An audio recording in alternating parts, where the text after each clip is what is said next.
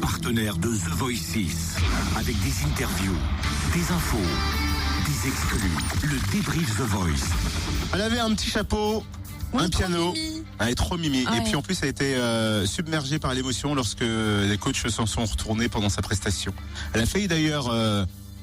J'avais l'impression qu'elle allait peut-être arrêter sa chanson, qu'elle n'allait pas aller jusqu'au bout parce qu'elle était vraiment remplie d'émotions et c'est ça qui faisait que c'était joli. On parle de Claire, candidate de The Voice. Qui a commencé très tôt le piano à 4 ans.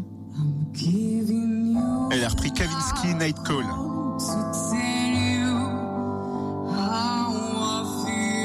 Elle a 17 ans. Hein. Elle a une voix incroyable. Et forcément, The Voice, elle l'a avoué, hein, c'est un rêve de petite fille parce qu'à 17 ans, elle a grandi avec. Et c'est là où tu te prends un coup.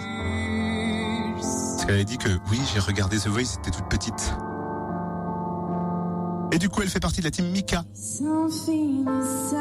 Comment elle s'est sentie à la sortie de son audition à l'aveugle? Elle s'est arrêtée au micro Fréquence Plus pour nous le dire. Après être passée sur TF1 devant les coachs de The Voice, je me sens super excitée, comme une folle.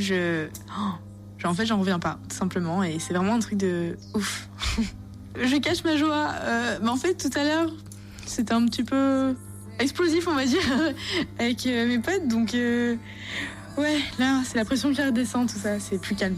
Mais je suis trop contente. Après mon bac, j'ai envisagé depuis que j'ai 4 ans faire de la musique toute ma vie. Et puis voilà, c'est vraiment une passion. Et on m'a toujours dit qu'il faut vivre de ses passions. Et j'aimerais vraiment que ça me fasse une sorte de tremplin pour ma carrière musicale. Parce que vraiment, je voudrais que ce soit basé sur la musique. Sur le chant, sur le piano, ou autre instrument, enfin, je m'en fous, mais dans la musique. J'ai déjà une sorte, entre guillemets, de plan de carrière, oui. Je sais déjà ce que je vais faire après le bac, comme école, enfin voilà. Mais voilà, de faire The Voice cette année, c'est une opportunité de malade. Et voilà, c'est vraiment pour ma carrière future. Et j'espère que ça va marcher. On espère pour elle, en tout cas. En tout cas, c'était très osé et culotté dans le bon sens du terme de tenter du Kavinsky piano-voix. Chapeau bas, bravo. Sacré défi.